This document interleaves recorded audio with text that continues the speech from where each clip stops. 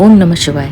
नमस्ते दोस्तों, शिव गीता की इस यात्रा में आपका स्वागत है, अभिनंदन है। आज हम शिव गीता के 7वें अध्याय में प्रवेश करेंगे। इसके पहले वाले अध्याय यानी छठे अध्याय में शिव जी का ईश्वर रूप वर्णन, देवताओं को ज्ञान कराना और शिव जी की विभूतियों का वर्णन की चर्चा हुई है। यदि आप चैनल पर पहली बार आए हैं तो आपको इसके पहले के अध्यायों के लिंक डिस्क्रिप्शन में मिल जाएंगे। 7वें अध्याय में श्री रामचंद्र जी का शिव जी के ईश्वर रूप में संदेह, शिव जी द्वारा उनके भ्रम का निवारण, शिव जी द्वारा रामचंद्र जी को अपना ईश्वर रूप दिखाना और रामचंद्र जी के भ्रम की निवृत्ति, इन सब बातों की चर्चा हुई है। तो चलिए प्रारंभ करते हैं शिव गीता का 7वां अध्याय। शिव गीता अथ सप्तम अध्यायः। श्रीराम उवाच भगवन् यन्मया पृष्टं तत्तथैव स्थितं विभो अत्रोत्तरं मया लब्धं तत्त्वो नैव महेश्वर। श्री रामचंद्र जी बोले, हे भगवान, जो कुछ मैंने प्रश्न किया है वह अभी भी उसी प्रकार स्थित है। हे महेश्वर, आपने इस विषय का कोई उत्तर नहीं दिया। भगवान शिव का अपनी विभूतियों का वर्णन करने के बाद श्री रामचंद्र जी पूछते हैं कि मेरा तो प्रश्न था, आप शरीरधारी होकर सृष्टि की रचना कैसे करते हैं? इसका अभी भी मुझे उत्तर नहीं मिला, अतः इसे बताने की कृपा करें जिससे मेरा भ्रम दूर हो। परिच्छिन्न परिमाणे देहे भगवतस्तव उत्पत्तिः पंचभूतानां स्थितिर्वा विलयः कथम। हे महेश्वर, आपका देह परिच्छिन्न परिमाण यह सब कुछ करने के योग्य है, फिर सब संसार की उत्पत्ति, पालन, नाश कैसे करते हैं? श्री रामचंद्र जी कहने लगे कि आपका यह शरीर तो सीमित है, जैसा अन्य मनुष्यों का होता है, फिर आप इस शरीर से सृष्टि की रचना, उसका पालन व उसे अपने में विलीन कैसे करते हैं? इसका उत्तर मुझे नहीं मिला, अतः यह स्पष्ट करें तो कुछ समझ में आवे। स्वस्वाधिकार संबद्धाः कथं नाम स्थिताः सुराः ते सर्वे कथं देव भुवनानि चतुर्दश। इसी प्रकार अपने अपने अधिकार के पालन करने वाले सब देवता आपकी देह में कैसे रहते हैं, और वे सब देवता और 14 भुवन, ये सब मैं ही हूँ, ऐसा जो आप कहते हैं यह कैसे कहते हैं? श्री रामचंद्र जी पूछने लगे कि सभी देवता तो अपना अपना कार्य करते रहते हैं, फिर ये आपके शरीर में कैसे हैं, तथा आपके शरीर में ये 14 भुवन कैसे समा सकते हैं? कृपया इसे स्पष्ट कीजिए। त्वत्तः श्रुत्वापि देवात्र संशयो मे महान् भूत् अप्रत्यायित चित्तस्य संशयं छेतुमर्हसि। हे देव, आपसे उत्तर सुना परंतु संदेह नहीं जाता है, कारण कि चित्त का निश्चय नहीं। इस संदेह को दूर करने में आप ही समर्थ हैं। श्री रामचंद्र जी कहने लगे कि आपका पूरा प्रवचन तो सुन लिया, जिसमें आपने कह दिया कि सब कुछ मैं ही हूँ तथा ये सब मेरे में ही सीमित है, किंतु मेरा मन इसे स्वीकार नहीं कर रहा है कि आप शरीरधारी हैं तथा आपके शरीर में ये सब कैसे समा सकते हैं। इसे स्पष्ट कीजिए। आइए देखते हैं रामचंद्र जी के इस भ्रम को दूर करने के लिए शिव भगवान ने क्या कहा। श्री भगवान उवाच वट बीजेति सूक्ष्मेऽपि महावट तरुर्यथा सर्वदास्ते अन्यथा वृक्षः कुत आयाति तद्वद। श्री भगवान बोले, सूक्ष्म वट के बीज में जिस प्रकार महान वट का वृक्ष सदा रहता है और उसी से वो वृक्ष निकल भी आता है, यदि ऐसा न हो तो बताओ वो वृक्ष कहाँ से आता है? इसी प्रकार मेरे सूक्ष्म शरीर से सब भूतों का जन्म, पालन और नाश होता है। श्री रामचंद्र जी की शंका का उत्तर देते हुए भगवान शिव कहते हैं कि जिस प्रकार छोटे से वट वृक्ष के बीच में वो विशाल वट वृक्ष समाहित रहता है, जो विकसित होकर विशाल वृक्ष का रूप ले लेता है, इसी प्रकार इस संपूर्ण जड़ चेतन में सृष्टि का रूप लेता है।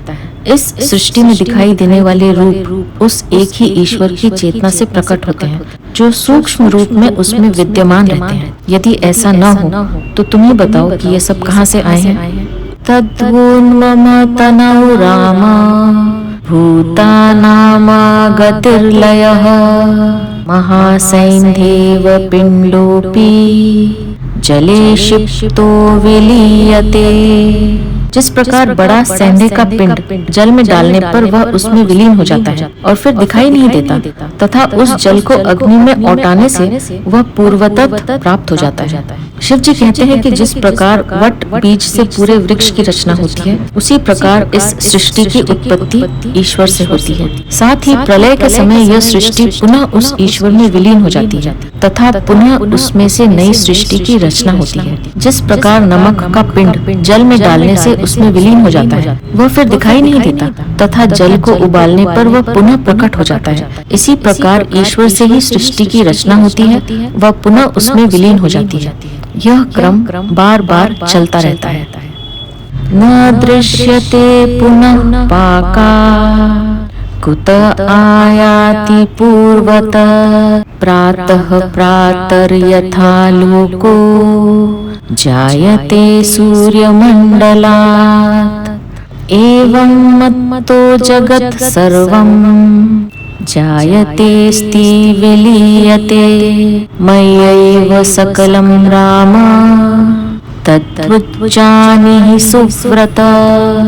अथवा जैसे प्रतिदिन सूर्य से प्रकाश उत्पन्न होता है और संध्या के समय विलीन हो जाता है, इसी प्रकार मुझसे जगत उत्पन्न होकर विलीन हो जाता है। हे सुव्रत राम, इससे यह सभी कुछ मेरे से ही है। शिव जी दूसरा उदाहरण देकर कहते हैं कि जिस प्रकार सूर्य के उदय होने पर उसका प्रकाश होता है तथा शाम के समय वह प्रकाश विलीन हो जाता है, उसी प्रकार यह संपूर्ण जगत मेरे से ही प्रकाशित होता है। ऐसा जानो, यह संपूर्ण जगत मुझ ईश्वर की ज्ञान शक्ति से ही प्रकाशित है। शिव जी की इन बातों को सुनकर आइए देखते हैं श्री रामचंद्र जी ने क्या कहा। श्री राम उवाच कथितेऽपि महाभाग दिक्चट्टस्य यथा दिशि निवर्तते भ्रमो नैव तद्वन्मम करोमि किम। श्री रामचंद्र जी बोले, हे भगवान, आपने दृष्टांत से प्रतिपादन किया, परंतु जिस प्रकार दिशाओं के भ्रम वाले को उत्तर आदि दिशाओं का भ्रम हो जाता है, इसी प्रकार मुझे भ्रम हो गया है, यह निवृत्त नहीं होता है, मैं क्या करूं। श्री रामचंद्र जी तो सीता जी के वियोग में दुखी थे। वे तो रावण को मारकर सीता जी को पुनः लाने का उपाय जानना चाहते थे, किंतु शिव भगवान उन्हें ब्रह्म विद्या व सृष्टि रचना बता रहे हैं तथा वैसा ही तत्व ज्ञान का उपदेश उनको अगस्त्य जी ने दिया था, जो उनकी समस्या का समाधान नहीं था। वे तो उसके शोक की मुक्ति का उपाय जानना चाहते थे, जिससे वह ज्ञान उनके समझ में नहीं आ रहा था। वे कहने लगे कि जिस प्रकार व्यक्ति को दिशा भ्रम होने पर दिशाओं का ज्ञान नहीं होता, उसी प्रकार आपका यह उपदेश मेरे समझ में नहीं आ रहा है, मैं क्या करूं, इसका उपाय मुझे बताइए। आइए देखते हैं रामचंद्र जी के इस भ्रम को दूर करने के लिए शिव भगवान ने क्या कहा। श्री भगवान उवाच मयि सर्वं यथा राम जगते तच्चराचरं वर्तते तद्दृश्यामि न द्रष्टुं शमते भवान। श्री भगवान बोले, हे राम, जिस प्रकार यह चराचर जगत मुझ में विद्यमान है, सो मैं तुमको दिखाता हूँ, परंतु तुम उसे देखने में समर्थ नहीं हो। शिव जी ने रामचंद्र जी से कहा कि जिस प्रकार वट के बीच में संपूर्ण वृक्ष सूक्ष्म रूप में विद्यमान है, जिस प्रकार पुरुष के शुक्राणु में मनुष्य का सारा शरीर विद्यमान है, जिस प्रकार पक्षियों के अंडों में पक्षी का सारा शरीर विद्यमान है, जो मनुष्य को दिखाई नहीं देता, उसी प्रकार मुझ परमात्मा में संपूर्ण जगत सूक्ष्म रूप से विद्यमान है, जो विकास को प्राप्त होकर स्थूल रूप में आता है तथा उसके सूक्ष्म रूप को तुम स्थूल आँखों से नहीं देख सकते। मैं तुम्हें दिखाता हूँ। दिव्यं चक्षुः प्रदास्यामि तुभ्यं दशरथ आत्मज तेन पश्य भयं त्यक्त्वा मत्तेजो मंडलम ध्रुवम्। इस कारण उसको देखने के लिए मैं तुम्हें दिव्य नेत्र देता हूँ। उन नेत्रों से भय त्याग कर तुम मेरा दिव्य रूप देखो। शिव भगवान कहने लगे कि सूक्ष्म को देखने के लिए सूक्ष्म दृष्टि की आवश्यकता होती है। स्थूल बुद्धि से व स्थूल इंद्रियों से स्थूल को ही जाना व देखा जा सकता है। वह ईश्वर तत्व सूक्ष्म से भी सूक्ष्म है। उसको देखने के लिए सूक्ष्म इंद्रियां चाहिए। जिसे ऐसी दिव्य दृष्टि प्राप्त है वही उसे जान व देख सकता है। शिव जी श्री रामचंद्र जी को कहने लगे कि तुम भय को त्याग कर मुझ ईश्वर के वास्तविक स्वरूप को देखो। न चर्म चक्षुषा द्रष्टुम शक्यते मामकं महा नरेण वासुरेणापि तन्मम अनुग्रहं बिना। मेरे अनुग्रह के बिना मनुष्य व देवता भी इस मेरे तेज स्वरूप को इस चर्म चक्षुओं से नहीं देख सकते।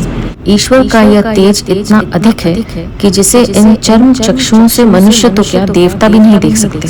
मनुष्य इस भौतिक सूर्य का तेज भी नहीं देख सकता, फिर ईश्वर का तेज तो इससे भी कई गुना अधिक है। उसे मनुष्य कैसे देख सकता है? आइए देखते हैं सूत जी आगे क्या कहते हैं। इत्युक्त्वा प्रददौ तस्मै दिव्यं चक्षुर्महेश्वरः अथा दर्शयदे तस्मै वक्त्रं पाताल सन्निभम्।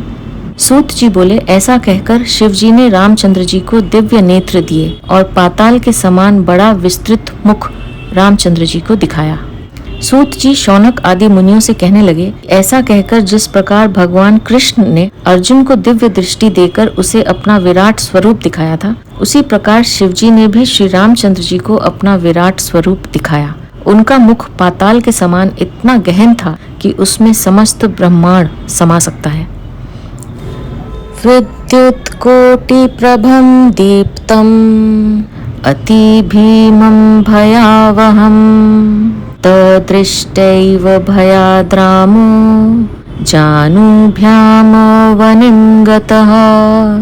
करोड़ों बिजलियों के समान प्रकाशमान अतिशय भयदायक और भयंकर उस रूप को देखते ही रामचंद्र जी जंघाओं के बल से पृथ्वी पर बैठ गए। सूत जी कहने लगे कि ईश्वर का वह रूप इतना तेजोमय था कि जैसे करोड़ों बिजलियां एक साथ चमक उठी हों। साथ ही वह रूप इतना भयानक था कि रामचंद्र जी ने उसे प्रथम बार ही देखा था, जिससे वे उससे भयभीत होकर पृथ्वी पर बैठ गए। प्रणम्य दंडवत भूमौ तुष्टाव च पुनः पुनः अथोत्थाय महावीरो यावदेव प्रपश्यति।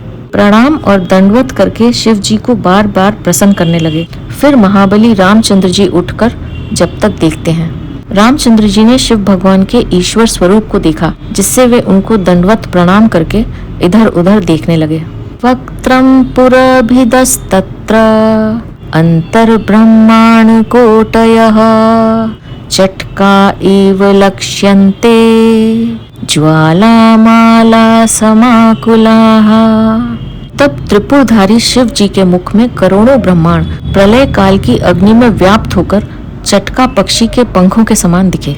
श्री रामचंद्र जी ने देखा कि शिव भगवान का मुख ऐसा था जैसे करोड़ों ब्रह्मांड जैसे प्रलय काल की अग्नि में स्वाहा हो रहे हों। मेरु मंदर विंध्याद्या गिरयः सप्त सागराः दृश्यन्ते चंद्र सूर्याद्याः पंचभूतानि ते सुराः। सुमेरु, मंदराचल, विंध्याचल आदि पर्वत, 7 समुद्र, चंद्र, सूर्य आदि पंचभूत और शिव जी के साथ आए सब देवताओं को श्री रामचंद्र जी ने देखा। जब श्री रामचंद्र जी ने शिव जी के मुख में देखा तो उन्हें ये सब दिखाई दिया।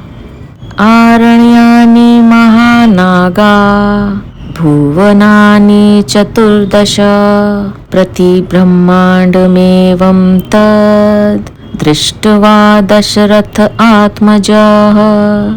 रामचंद्र जी ने इस प्रकार वन, बड़े बड़े सर्प, 14 भुवन तथा प्रत्येक ब्रह्मांड को देखा। इस प्रकार श्री रामचंद्र जी ने शिव जी के मुख में सभी ब्रह्मांड तथा उनमें रहने वाले जीवों को देखा। सुरासुराणां संग्रामा तत्र पूर्वापरानपि विष्णु 10 अवतारांश्च तत्कर्माण्यपि द्विजाः। उन्हीं में पूर्व काल में हुआ देवता और असुरों का संग्राम भी देखा। विष्णु भगवान के 10 अवतार और उनके कार्यों को भी देखा। श्री रामचंद्र जी ने उसमें पूर्व काल में जो देव असुर संग्राम हुआ था वह भी प्रत्यक्ष देखा। उसमें उनको भगवान विष्णु के जो 10 अवतार हुए हैं उनको तथा उन्होंने क्या क्या कार्य किए उन सबको भी देखा।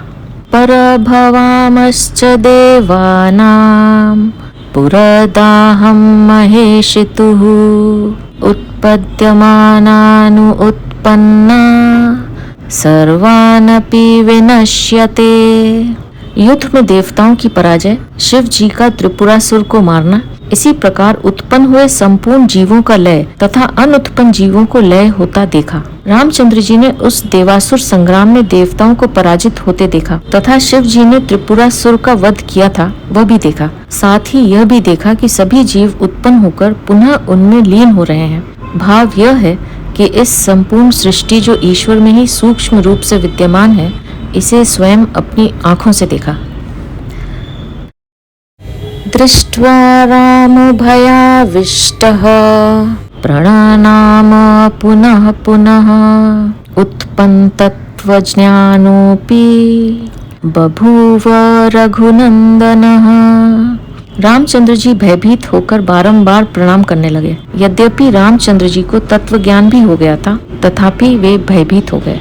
तत्वज्ञानी पुरुष ईश्वर एवं सृष्टि रचना की प्रक्रिया को तो जान लेता है। वह ईश्वर, ब्रह्मा, प्रकृति, पुरुष, जीव, आत्मा, जीवात्मा, शरीर, परलोक, जन्म, पुनर्जन्म आदि रहस्यों को तो जान लेता है तथा ये किस प्रकार कार्य कर रहे हैं इनको भी जान लेता है, किंतु वह परोक्ष ज्ञान मात्र ही है। प्रत्यक्ष रूप में वह इन सबको अपनी आंखों से नहीं देख सकता। यह तो वह ईश्वर जिसे दिखाना चाहता है उसी को दिखाता है। जैसे कृष्ण भगवान ने अर्जुन को दिखाया और शिव जी ने रामचंद्र जी को दिखाया। रामचंद्र जी को भी तत्व ज्ञान पूर्व में वशिष्ठ जी ने करवा दिया था, जिसका सार योग वशिष्ठ नामक ग्रंथ में मिलता है, किंतु शिव जी ने उसे प्रत्यक्ष दिखा दिया, जिसे देखकर रामचंद्र जी भी भयभीत हो गए। अथोपनिषदां सारैः अर्थैस्तुष्टाव शंकरम। तब उपनिषदों का सार और अर्थ रूप वाणी से वे शिव जी की स्तुति करने लगे। ईश्वर का साक्षात स्वरूप अपनी आंखों से प्रत्यक्ष देखकर जैसा उपनिषदों में कहा गया है, उनके अर्थ रूप वाणी से रामचंद्र जी शिव जी की स्तुति करने लगे। शिव भगवान को रामचंद्र जी ने ईश्वर स्वरूप ही स्वीकार कर लिया कि शिव जी ही वास्तव में परमेश्वर हैं। आइए देखते हैं रामचंद्र जी ने क्या कहा। श्री राम उवाच देव प्रपन्नार्तिहर प्रसीद प्रसीद विश्वेश्वर विश्ववन्द्य प्रसीद गंगाधर चंद्रमौले मां त्राहि संसार भयादनाथम। श्री रामचंद्र जी बोले, हे विश्वेश्वर, हे शरणागत, हे चंद्रशेखर, प्रसन्न हो और संसार के भय से मुझ अनाथ की रक्षा करो। श्री रामचंद्र जी शिव भगवान के ईश्वर स्वरूप को देखकर भयभीत हो गए तथा उन्होंने उनके वास्तविक ईश्वर स्वरूप को जानकर उनकी स्तुति करने लगे तथा अपनी रक्षा की बात कहने लगे कि आप मेरी रक्षा करें, मैं इस समय अनाथ असहाय हूँ। त्वत्तो हि जातं जगदेतदीश त्वएव भूतानि वसन्ति नित्यं त्वएव शम्भो विलयं प्रयान्ति भूमौ यथा वृक्षलतादयोऽपि। हे शंकर, यह भूमि और इस पर उत्पन्न होने वाले वृक्ष आदि सब आपसे ही उत्पन्न हुए हैं। ये सब नित्य आप में ही स्थित रहते हैं। हे शिव, अंत में ये सब आप में ही विलीन हो जाते हैं। श्री रामचंद्र जी ने शिव भगवान के ईश्वर स्वरूप को जान लिया कि वे ही अनादि तत्व हैं, जिनसे संपूर्ण जगत उत्पन्न हुआ है। इन्हीं के कारण यह स्थित रहता है तथा अंत में इन्हीं में विलीन हो जाता है। इसलिए सब कुछ ये ही है, इनसे भिन्न कुछ भी नहीं है। ब्रह्मेंद्र रुद्राश्च मरुद गणाश्च गंधर्व यक्षासुर सिद्ध संघा गंगादिनद्यो वरुणालयाश्च वसंती शुलिस्तव वक्तत्र यंत्रे। ब्रह्मा, इंद्र, एकादश रुद्र, मरुद गण, गंधर्व, यक्ष, असुर, सिद्ध, गंगा आदि नदी, सागर, ये सब हे शूल धारण करने वाले आपके मुख में दिखते हैं। रामचंद्र जी कहते गए कि वास्तव में ये सब ब्रह्मा, इंद्र से लेकर समस्त जगत आपके मुख में समाया हुआ है, ऐसा मैं देख रहा हूँ, अर्थात सभी आपसे ही प्रकट हुए हैं। त्वन्मायया कल्पितमिन्दुमौले त्वएव दृश्यत्वमुपैति विश्वम् भ्रान्त्या जनः पश्यति सर्वमेत छुक्तौ यथारोप्यमहिं च रज्जौ। हे चंद्रमौली, तुम्हारी माया से कल्पित हुआ यह विश्व तुम्हारे ही स्वरूप में प्रतीत होता है। इसे भ्रांति युक्त होकर पुरुष इस प्रकार से देखता है जिस प्रकार से शुक्ति में रजत का और रस्सी में सर्प का भ्रम उत्पन्न होता है। श्री रामचंद्र जी ने जगत की वास्तविकता को देखा, जिससे वे कहने लगे कि यह जगत वास्तव में आपका ही रूप मात्र है, आपसे भिन्न कुछ भी नहीं है, सब कुछ आप ही हो तथा यह जगत आपकी ही माया शक्ति से कल्पित है। जिस प्रकार मनुष्य को सीपी में चांदी की भ्रांति होती है, जिस प्रकार रस्सी में सर्प की भ्रांति होती है, जिस प्रकार मृग मरीचिका में जल की भ्रांति होती है, जिस प्रकार इंद्रधनुष में रंगों की भ्रांति होती है, जिसे वह उनको वास्तविक समझ लेता है, मनुष्य को इस जगत की वास्तविकता की भ्रांति हो गई है, जिससे वह इसी को सत्य मान लेता है। वास्तव में यह आपकी ही माया शक्ति से कल्पित है, जो भ्रम मात्र है। सत्य तो यही है कि यह सब आपका ही रूप है, आपसे भिन्न इस सृष्टि में कुछ भी नहीं है। इस जगत को ईश्वर से भिन्न मानना ही मनुष्य का अज्ञान है। सत्य को जानकर ही इस भ्रांति को दूर किया जा सकता है। जैसे दीपक लेकर देखने पर ही रस्सी में सर्प की भ्रांति दूर हो सकती है, अन्यथा नहीं। तेजोभिरापूर्य जगत समस्तम प्रकाशमानः पुरुषे प्रकाशम विना प्रकाशम तव देव देव न दृश्यते विश्वमिदं क्षणेन। आप ही अपने तेज से जगत व्याप्त और प्रकाश करते हैं। हे देवदेव, आपके प्रकाश के बिना तो यह जगत क्षण मात्र में अदृश्य हो जाता है। रामचंद्र जी ने सृष्टि की वास्तविकता को जाना, जिससे वे उसकी अभिव्यक्ति दे रहे हैं कि यह संपूर्ण जगत आप ईश्वर के प्रकाश से ही प्रकाशित है। जिस प्रकार आत्मा के कारण ही यह शरीर है तथा अपनी चेष्टाएं करता है, उसी प्रकार यह जगत आप ही से उत्पन्न अपनी चेष्टाएं कर रहा है। यदि आपका प्रकाश न हो तो यह जगत अदृश्य हो जाए, जैसे आत्मा के बिना शरीर का अस्तित्व समाप्त हो जाता है। अल्पाश्रयो नैव बृहत् पदार्थम धत्तेणुरेको नहि विन्द्य शैलम त्वत्र मात्रे जगदेतदस्ति त्वन्माय एवेति विनिश्चनोमि। जो पदार्थ थोड़े आश्रय वाला है, वह बड़े पदार्थ को धारण करने में समर्थ नहीं होता। जिस प्रकार एक अणु विंध्याचल को धारण नहीं कर सकता और आपके मुख मात्र में यह सब जगत दिखता है, यह सब आपकी माया है, वास्तविक नहीं, ऐसा मुझे निश्चय है। श्री रामचंद्र जी का सृष्टि के विषय में जो भ्रम था वह दूर हो गया। वे कहने लगे कि यह सृष्टि आपकी माया मात्र है, जो वास्तविक नहीं है। यदि यह वास्तविक होती तो इसे मैं आपके मुख में कैसे देख सकता था, क्योंकि वह मुंह में कैसे समा सकती है। अतः इसका यह स्वरूप जैसा दिखाई देता है वैसा है नहीं, भ्रमवश ही यह सत्य जैसी भासती है। रज्जौ भुजंगो भयदो यथैव न जायते नास्ति न चैति नाशम त्वन्मायया केवलमात्ररूपं तथैव विश्वं त्वयि नीलकंठ। जिस प्रकार से रज्जु में सर्प की भ्रांति भयदायक होती है, यद्यपि वहाँ वास्तव में सर्प उत्पन्न नहीं होता और भ्रम के नाश होने पर सर्प का नाश भी नहीं होता, परंतु यह भय देने वाला होता है। इसी प्रकार आपकी माया से जिसको अस्तित्व प्राप्त हुआ है, ऐसा यह जगत मिथ्या भ्रांति के कार्य को सत्य उत्पन्न करता है। संसार को सत्य मान लेना ही भ्रांति है, अन्यथा यह विश्व ईश्वर का ही प्रकट रूप है तथा वही सत्य है। जो इस सत्य को नहीं जानते वे ही भ्रांतिवश संसार को सत्य मान लेते हैं। जिस प्रकार रस्सी में सर्प की भ्रांति हो जाने से वह रस्सी भी मनुष्य में भय पैदा करती है, किंतु उसके सत्य स्वरूप को जान लेने पर वह भय दूर हो जाता है। वास्तव में वहाँ सर्प था ही नहीं। यदि वास्तव में वहाँ सर्प होता तो वह नष्ट नहीं होता, न भ्रम के कारण वहाँ सर्प उत्पन्न हो जाता। फिर भी अज्ञान के कारण वही रस्सी भय उत्पन्न करने वाली हो जाती है। रामचंद्र जी कहने लगे कि वास्तव में यह जगत अज्ञान व भ्रम के कारण ही सत्य ज्ञात होता है, अन्यथा सत्य तो एकमात्र ईश्वर ही है, जो स्वयं आप नीलकंठ हैं। विचार्यमाणे तव यच्छरीर माधार भावं जगतामुपैति तदप्ययश्यं मदविद्यैव पूर्णचिदानन्दमयो यतस्त्वम्। यदि विचार दृष्टि से देखा जाए तो भी यह अज्ञान दृष्टि की कल्पना है, कारण कि आप सच्चिदानंद रूप और सर्वत्र पूर्ण हो। श्री रामचंद्र जी को ईश्वर के सत्य स्वरूप का ज्ञान हो गया। वे कहने लगे कि आप वास्तव में ईश्वर स्वरूप ही हो, किंतु आपका यह शरीर भ्रमवश ही दिखाई दे रहा है कि आप कोई शरीरधारी मनुष्य हो। मेरा यह भ्रम दूर हो गया। पूजेष्ट पूर्तादिवर क्रियाणाम भोक्तुः फलं यच्छसि विश्वमेव मृष्यैत देवं वचनं पुरारे त्वक्तोस्ति भिन्नं न च किंचिदेव। ऐसा है तो कर्मकांड प्रतिपादक सर्वश्रुति व्यर्थ हुई, पर ऐसा नहीं। यज्ञ, इष्टापूर्ति, दान, अध्यायन आदि कर्मों का फल आप कर्ता को देते हैं। यह कर्म कांड पर विश्वास रखने का प्रमाण है। किंतु महापुण्यों के उदय से जब ब्रह्म का साक्षात्कार होता है और यह सब प्रपंच आपसे अभिन्न दिखने लगते हैं, तब आप क्या कर्मों का फल देते हैं? अर्थात नहीं देते। तब कर्म कांड प्रतिपादक कथा असिद्ध हो जाती है।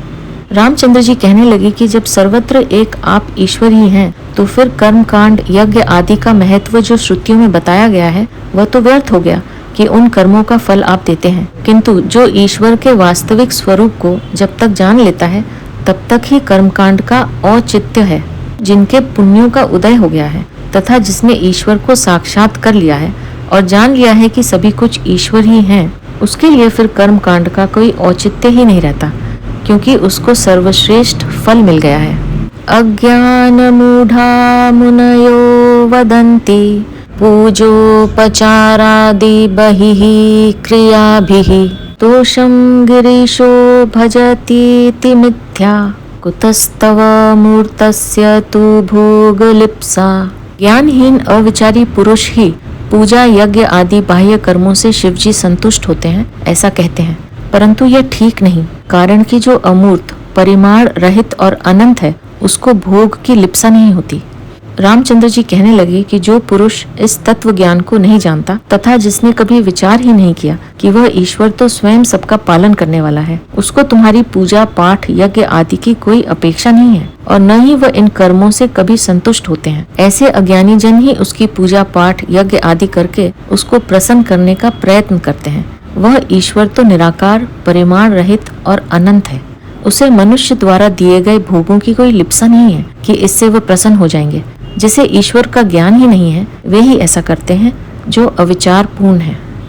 किंचित तलं वा चुलुकोदकं वा यस्त्वं महेश प्रतिगृह्यदस्ते त्रैलोक्य लक्ष्मीमपि यज्जनेभ्य सर्वत्व विद्याकृतमेव मन्ये।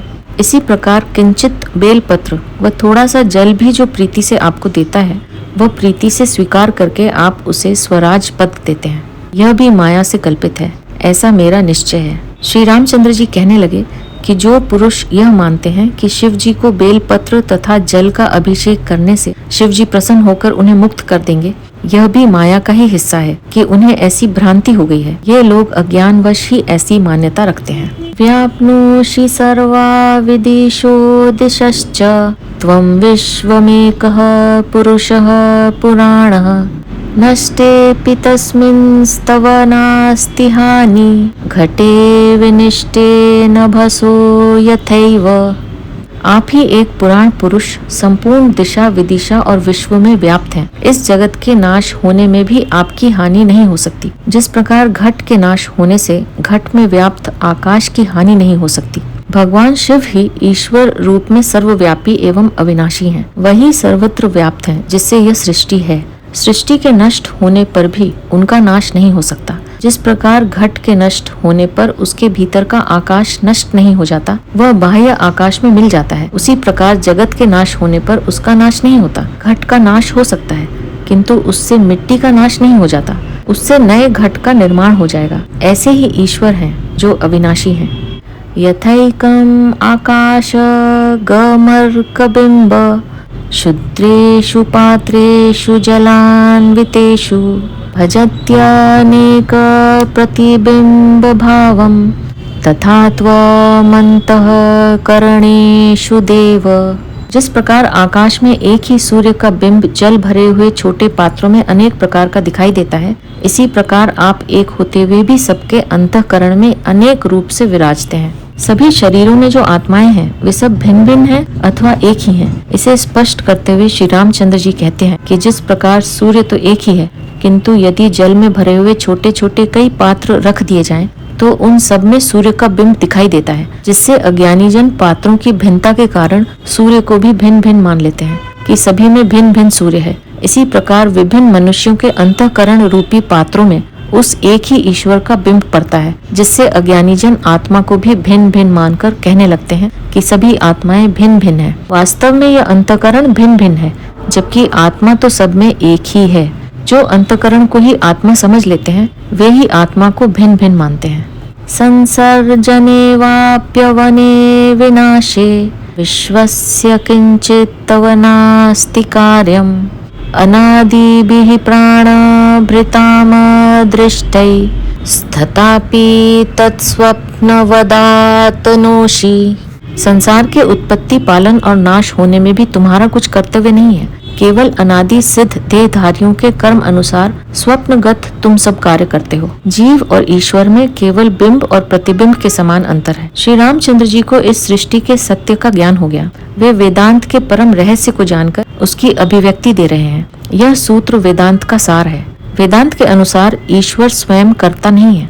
वह न तो कोई कर्म करते हैं और न कर्म का फल ही देते हैं। सृष्टि की उत्पत्ति, उसका पालन और उसका नाश करने में ईश्वर का कोई कर्तव्य नहीं है। वे अपनी इच्छा से इन्हें नहीं करा रहे हैं, बल्कि उसकी शक्तियों से सब कुछ हो रहा है। इसलिए उसमें कर्तव्य का अभिमान भी नहीं है कि यह सब मैं कर रहा हूँ। श्री रामचंद्र जी ने ईश्वर के रहस्य को जान लिया, जिससे वे कहने लगे कि जिस प्रकार स्वप्न में मनुष्य कई प्रकार के कर्म करता हुआ ज्ञात होता है, किंतु उन कर्मों को मनुष्य यह नहीं कह सकता कि ये कर्म मैंने किए हैं। ये उसके विचारों के अनुसार अपने आप दिखाई देते हैं, जो कर्म होते ही नहीं हैं, मात्र दिखाई देते हैं। इसी प्रकार ईश्वर कर्म कर रहा है, ऐसा अज्ञानी जन को दिखाई देता है, किंतु वे सभी कार्य अपने कर्म अनुसार ही होते हैं, ईश्वर नहीं करते हैं। यह कर्म केवल जीवात्मा के कर्मों के अनुसार होते हैं। वह जीवात्मा ईश्वर का प्रतिबिंब है तथा ईश्वर ही वो बिंब है जिससे जीवात्मा ही कर्म करती है, वह उसका फल भी वही भोगती है।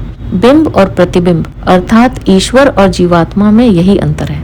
स्थूलस्य सूक्ष्मस्य जडस्य भोगो देहस्य शंभो न चिदं विनास्ति अतस्त्वदारोपणमातनोति श्रुतिः पुरारे सुख दुःखयोः सदा। हे शंभो, स्थूल और सूक्ष्म दोनों जड़ देहों में आत्म तत्व के सिवाय दूसरा चैतन्य अंश नहीं है। सुख दुख जो दोनों देह को होता है, उनकी कहने वाली श्रुति केवल आप में आरोप करती है, वास्तविक नहीं है। श्री रामचंद्र जी कहते हैं कि स्थूल एवं सूक्ष्म शरीर दोनों जड़ प्रकृति से निर्मित हैं तथा दोनों में एक ही चैतन्य शक्ति कार्य कर रही है। सुख दुख का अनुभव चेतना शक्ति के कारण इन दोनों शरीरों को ही होता है, आत्मा को नहीं होता। किंतु अज्ञानवश मनुष्य यह समझ लेता है कि सुख दुख का अनुभव आत्मा को होता है और फिर वे ईश्वर पर उसको आरोपित कर देते हैं कि ये सुख दुख आप दे रहे हैं। यह सत्य नहीं है। आप तो शुद्ध चैतन्य स्वरूप हैं जो सदा निर्लिप्त रहते हैं। नमः सच्चिदम्भो अधिहंसाय तुभ्यं नमः कालकालाय कालात्मकाय नमस्ते समस्ताघ संहार कर्त्रे नमस्ते मृषा चित्तवृत्तैक भोक्त्रे। हे भगवान, सच्चिदानंद रूप, समुद्र में हंस रूप, नीलकंठ, काल स्वरूप, भक्त जनों के संपूर्ण पातक दूर करने वाले और सबके साक्षी, आपको मेरा नमस्कार है। श्री रामचंद्र जी ने भगवान शिव के वास्तविक ईश्वर स्वरूप को जान लिया, जिससे उनके देहधारी होने का भ्रम मिट गया। श्री रामचंद्र जी का भ्रम मिट गया, जिससे वे कहने लगे कि आप ही सत्य चित्त व आनंद में विहार करने वाले स्वयं ईश्वर ही हैं, जो भक्तों के संपूर्ण पापों को अपने ज्ञान से दूर करने वाले हैं तथा आप सबके साक्षी हैं। ऐसे ईश्वर स्वरूप आपको नमस्कार है। आइए देखते हैं सूत जी ने आगे क्या कहा। सूत उवाच एवं प्रणम्य विश्वेशं पुरतः प्राञ्जलिः स्थितः विस्मितः परमेशानं जगाद रघुनंदनः। सूत जी बोले, इस प्रकार विश्वेश्वर को प्रणाम कर हाथ जोड़ विस्मित होकर रामचंद्र जी परमेश्वर शिव जी से बोले।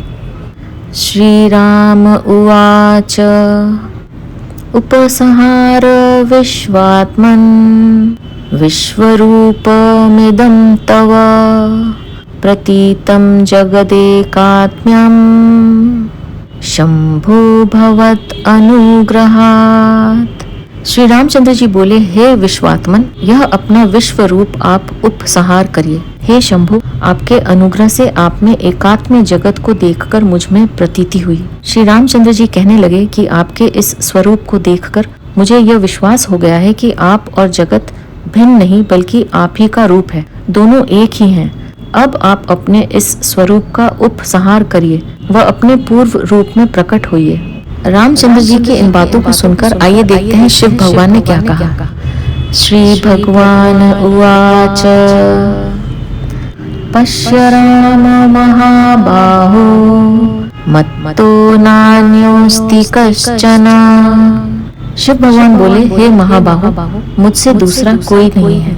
शिव जी ने श्री रामचंद्र जी को इस सृष्टि का संपूर्ण रहस्य एक ही वाक्य में कह दिया कि इस संपूर्ण जड़ चेतन सृष्टि में मुझसे दूसरा कोई नहीं है, सब कुछ मैं ही हूँ।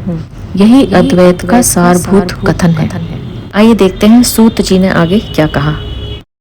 उद्युक्तैवोपसंजहने स्वदेहे देवतादिकान् मीलिताक्षः पुनर्हर्षा द्यावद्रामः प्रपश्यति।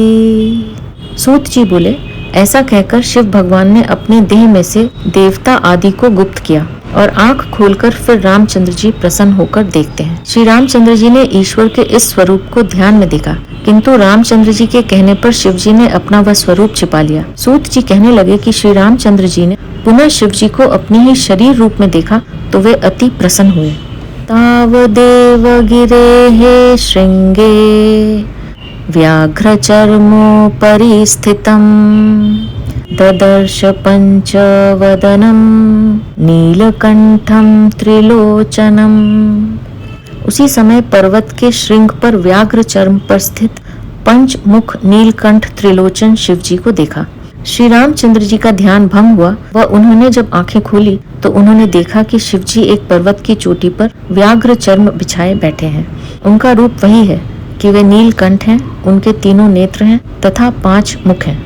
व्याघ्र चर्मांबरधरम भूतिभूषित विग्रहम फणिकंकड़भूषाढ्यम नागयज्ञोपवीतिनम व्याघ्रचर्मोत्तरीयं च विद्युत्पिङ्गजटाधरम् एकाकिनं चन्द्रमौलिं वरेण्यामाभयप्रदं चतुर्भुजं खण्डपरशुमु मृगहस्तं जगत्पतिम् अथाज्ञाय पुरतस्य प्रणम्योपविवेशस। जो व्याघ्र चर्म का वस्त्र ओढ़े, शरीर में विभूति लगाए, सर्प के कंकण पहने, नाग का यज्ञोपवीत धारे, व्याघ्र चर्म की ही उत्तरीय पहने, बिजली के समान पीली जटा धारे, इकले मस्तक पर चंद्रमा धारे, श्रेष्ठ भक्तों को अभय देने वाले, 4 भुजा शत्रुनाशक परशा धारण किए, मृग हाथ में लिए, सब जगत के पति शिव जी को देख उनकी आज्ञा में मन लगाए प्रणाम करके रामचंद्र जी स्थित हुए। जब रामचंद्र जी ने आंखें खोलकर देखा तो शिव जी अपने वास्तविक स्वरूप में दिखाई दिए। ऐसा रूप पुनः देखकर श्री रामचंद्र जी ने उनको प्रणाम किया तथा उनकी आज्ञा में स्थित हुए। अथाह रामं देवेषु यद्यप्रष्टुमभीच्छसि तत्सर्वं पृच्छ राम त्वं मत्तो नान्योस्ति ते गुरुः। तब शिवजी रामचंद्र जी से बोले, जो जो तुम्हारे पूछने की इच्छा है वह सब तुम पूछो। हे राम, मेरे सिवाय दूसरा कोई तुम्हारा गुरु नहीं है। उच्च ज्ञान तो किसी सद्गुरु से ही लेना चाहिए। सृष्टि का रहस्य कोई ज्ञानी गुरु ही बता सकता है। शिव जी श्री रामचंद्र जी से कहने लगे कि मैं ही इस सृष्टि का निर्माता, पालनकर्ता व संहारक हूँ, अतः मैं ही सब कुछ जानने वाला हूँ। मेरे सिवाय दूसरा कोई इसको नहीं जानता। मैं ही एकमात्र तुम्हारा गुरु हूँ। इसलिए हे राम, तुम्हें जो कुछ भी जानना हो तथा पूछना हो वह सब तुम मुझसे पूछो, मैं तुम्हारी अवश्य सहायता करूँगा। अथ शिव गीता सप्तम अध्यायः समाप्तः। तो यह था शिव गीता का 7वां अध्याय। अब मैं आपसे आज्ञा लूँगी। अपना ध्यान रखिए, खुश रहिए, मुस्कुराते रहिए। आपका बहुत बहुत धन्यवाद। ओम नमः शिवाय।